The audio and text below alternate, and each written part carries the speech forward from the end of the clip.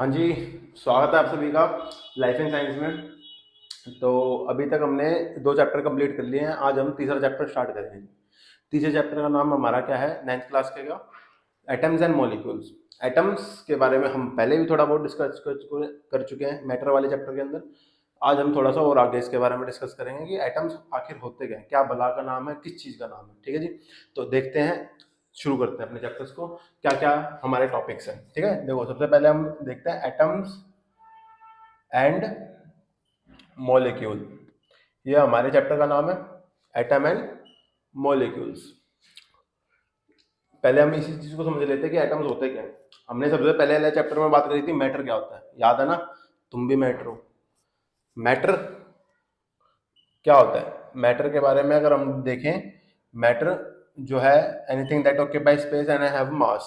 ऐसी कोई भी चीज जो तुम्हारी जगह घेरी है और जिसके पास में मास है, वो तुम्हारा मैटर था। अगर अब हम देखें मैटर बना किस चीज का हुआ है, मैटर मैटर मैटर मैटर बना हुआ है भाई एटम्स का। किस चीज का बना हुआ है, एटम्स का। ठीक है, तो एटम्स अगर हम देखें, एटम्स जो है वो आपके कितने टाइप के नेचर के अंदर, 118 टाइप के एटम्स आपके नेचर के अंदर ऑल ओवर प्रेजेंट है। ठीक है, एलिमेंट जितने हैं उतने ही एटम्स हैं। एलिमेंट बने किस चीज के, एटम्स के बने हुए हैं। तो एटम्स जितने हैं वो कितने हैं भाई, 118 है। अब अगर इन एटम्स की हम बात करें, इन एटम्स को देखते हैं कि एटम्स में मॉलिक्यूल्स क्या होते हैं। तो अगर हम देखें, एटम दो तरीके से रह सकते थे। एक तो था कि भाई वो फ्री स्टेट में रहे, अकेले रहे। अकेले रहने का मतलब ये है कि भाई किसी के साथ में कोई भी बॉन्डिंग नहीं बनाएंगे, किसी के साथ में कोई भी रिलेशन उनका नहीं होगा। दूसरा जो तरीका आता है दैट इज कि वो क्या कर लें, वो कंबाइंड स्टेट में आ जाए। कैसी स्टेट में आ जाए, कंबाइंड स्टेट के अंदर आ जाए। कंबाइंड स्टेट के अंदर आएंगे दैट मीन्स उन्होंने आपस में क्या करा, बॉन्ड बना लिया। ये दो काम हो सकते हैं, इसके अलावा और कोई काम उनको करने की जरूरत नहीं है। या तो वो फ्री स्टेट में रहेंगे या फिर वो किस में रहेंगे, कंबाइंड स्टेट में रहेंगे। फ्री स्टेट के अंदर अगर हम देखें तो हमारे कौन रहते हैं, नोबल गैसेज रहती हैं। कौन रहती हैं, नोबल गैसेज। नोबल, नॉर्मल्स नहीं, नोबल गैसेज।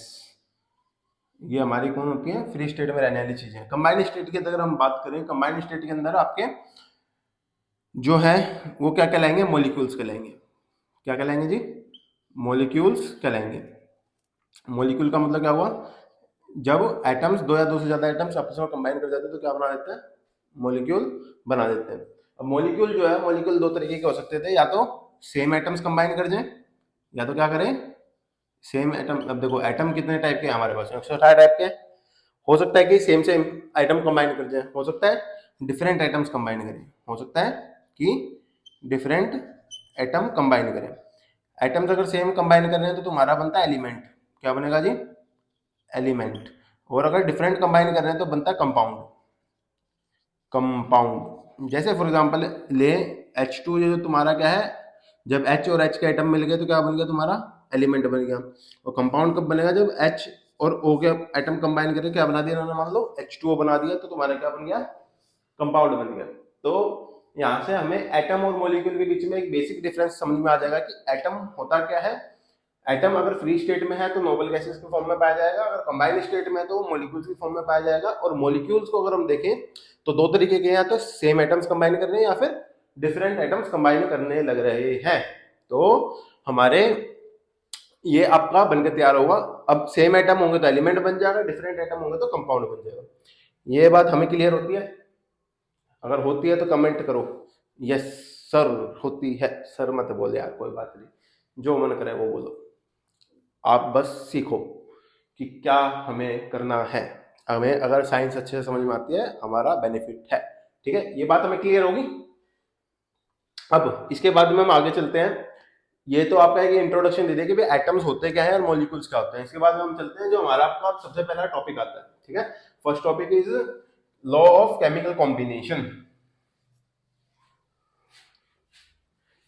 हमारा जो सबसे पहला टॉपिक है that is law of chemical combination. इसके अंदर दो लॉज आते हैं। पहले हम बात करते हैं law of chemical combination. Law of chemical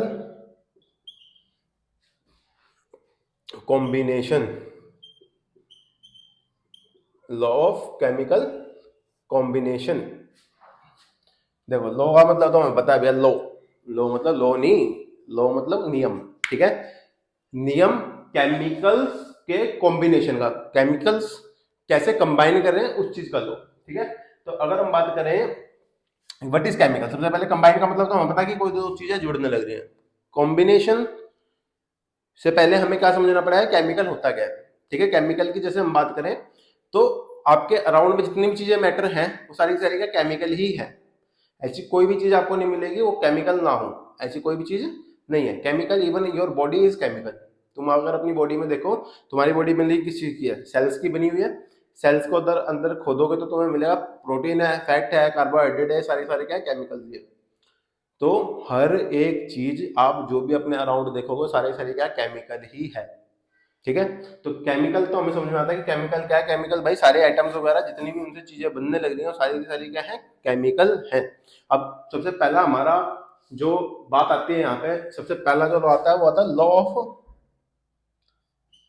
ओ भाई रुक जा, law of conservation of mass, conservation of मास, ये पहला लॉ आता है। ये पहला लॉ क्या कह रहा है भाई, सिंपल सी बात समझो, ये लॉ क्या कह रहा है, मास जो है वो कंजर्व है। कंजर्व का मतलब होता है कि जितना था उतना है उतना ही रहेगा, ठीक है। जैसे कि आप नहीं पढ़ रहे तो आपके नंबर नहीं आएंगे, चाहे कुछ भी कर लो, मजाक कर रहा हूँ, आ जाएंगे, पढ़ोगे तो आ ही जाएंगे, ठीक है। Input equal to output. तो यहाँ पे अगर हम देखें तो कंजर्वेशन ऑफ मास क्या होगा कि जितना मास धरती पे था उतना ही है उतना ही रहेगा, चाहे आप कुछ भी कर लो। फॉर एग्जाम्पल यहाँ पे एक स्टोरी सुनाते हैं हम, वो स्टोरी सुनो।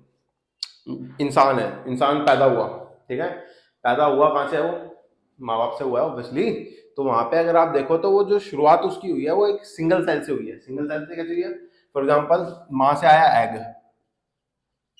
पिताजी से आया स्पर्म, ठीक है। ये दोनों चीजों ने कंबाइन करा, क्या बना दिया, जाइगोट बना दिया। क्या बनाया भाई, जाइगोट बनाया। जाइगोट जो है वो तुम्हारा एक सिंगल सेल होता है। कैसी सेल है, सिंगल सेल।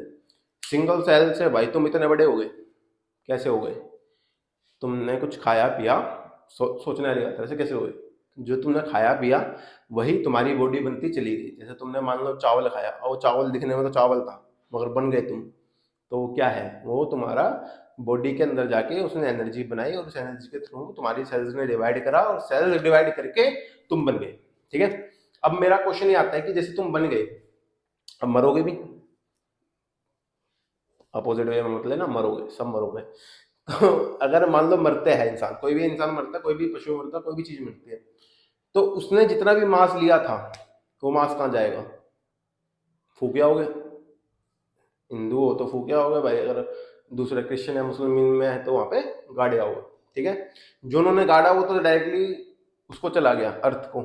हमने जो फूका, फूकने पे क्या होगा कि जितना भी तुम्हारी बॉडी वो होगी उसमें से बहुत सारी गैसेस निकलेंगी। जब तुम्हारी बॉडी इसको जलाया जाएगा, किसी भी लिविंग बींग को हम जलाते हैं तो क्या होती है उसमें से जितनी भी चीजें सारी क्या होंगी तुम्हारी गैसेस में चली जाएंगी। गैसेस जो तुम्हारी साइकिल है गैस साइकिल, उसके थ्रू वो क्या होगी वापस से धरती में आ जाएगी। तो धरती पे जितना मास था उतना मास वो मेंटेन है। जो शुरू में आप लेके नहीं आए थे वो आप लेके भी नहीं जा रहे, वो वैसे जैसे था उतना ही है। तो इसका मतलब क्या है कि जो तुम्हारा इनिशियल मास था वो फाइनल मास के बराबर है, कि भाई जितना पहले था उतना ही बाद में भी रहेगा, चाहे कुछ भी कर लो तुम। सिमिलर वेज में लॉ ऑफ कंजर्वेशन ऑफ मास कहता है कि मास can neither be created nor be destroyed. Mass can neither be neither neither be created nor be destroyed, nor be destroyed, कि ना तो उसको हम बना सकते हैं ना ही इसको मिटा सकते हैं, ठीक है। बड़ी बैडी चीज है भाई, ना तो इस मास को बना पा रहे ना ही इसको मिटा पा रहे। तो जितना मास हम नहीं, सॉरी, जितना मास हम लेके आए थे उतना मास हम लेके नहीं जाना है।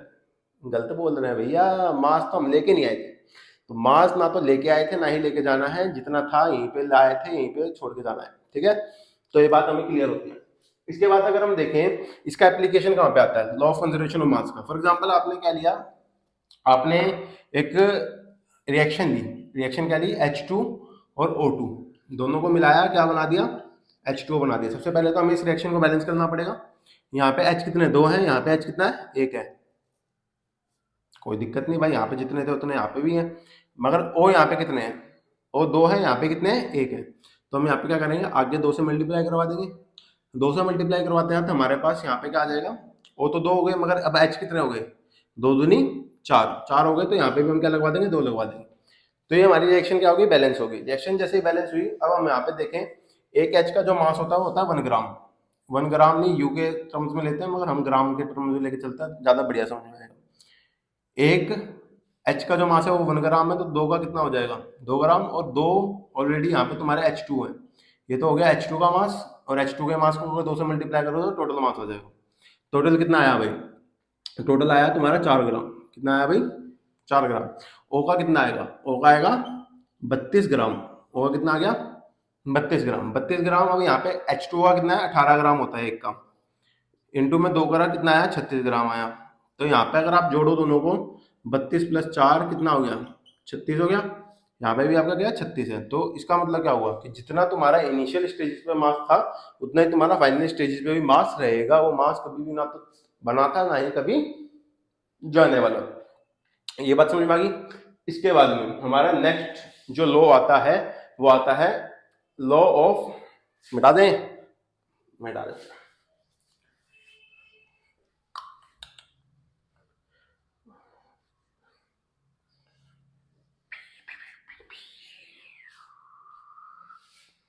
Law of constant proportion. Second जो लॉ है वो आपका law of constant proportion.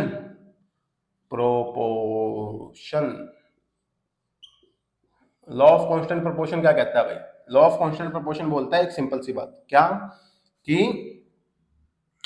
Constant proportion, constant का मतलब क्या होता है भाई, सबसे पहले कांस्टेंट समझते हैं। What is constant, constant, what is constant. Constant समझ लेते हैं। कांस्टेंट का मतलब क्या होता है, कांस्टेंट का मतलब होता है ऐसी कोई भी चीज जो कि कभी बदल ना रही हो टाइम के साथ में। कोई भी चीज ऐसी जो टाइम के साथ में क्या रह रही हो, बिल्कुल एज इट इज जैसी थी वैसी रह रही हो, तुम्हारी क्या है, कांस्टेंट है। एक दूसरी टर्म आती है वेरिएबल। वेरिएबल का मतलब क्या होता है, जो वैरी कर रही हो। वैरी का मतलब जो चेंज हो रही हो। ये क्या है, non changeable, non changeable, no change लिख लो, यहाँ पे तुम्हारा चेंज हो रहा है। वेरिएबल का मतलब क्या होता है, चेंज होना। तो कांस्टेंट और वेरिएबल का एक एग्जांपल ले लेते हैं।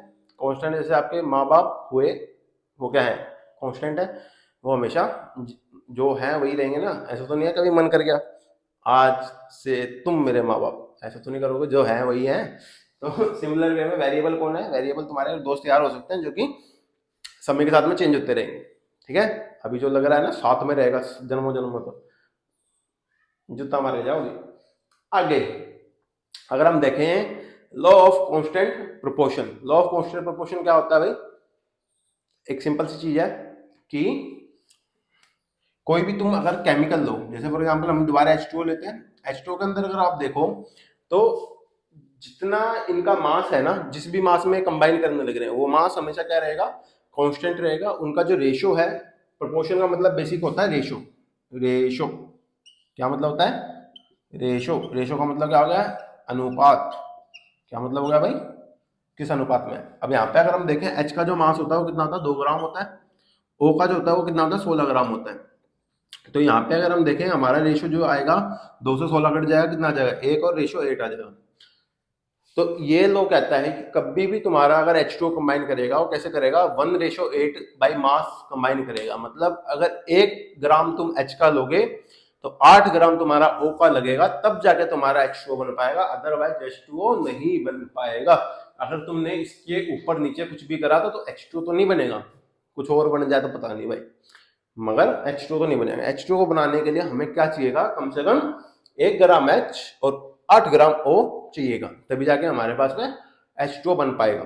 ठीक है, ये बात समझ में आती है। तो this is law of constant proportion. और इसका मतलब एक और होता है कि नो मैटर सोर्स, कि तुम्हारा सोर्स कुछ भी हो, चाहे तुम न्यूजीलैंड से पानी लेके आ रहे हो, न्यूजीलैंड से भी पानी लेके आओगे तो भी तुम्हारा 1 ग्राम H और 8 ग्राम O लगेगा, तभी जाके तुम्हारा H2O बन पाएगा। ठीक है, बात क्लियर है। मिलते हैं नेक्स्ट वीडियो में अगले टॉपिक के साथ में। ठीक है, इस चैप्टर को भी हम फटाफट कंप्लीट करेंगे, फिर 9th खत्म करनी है भाई, जल्दी से जल्दी। ठीक है, बाय, मिलते हैं नेक्स्ट वीडियो में।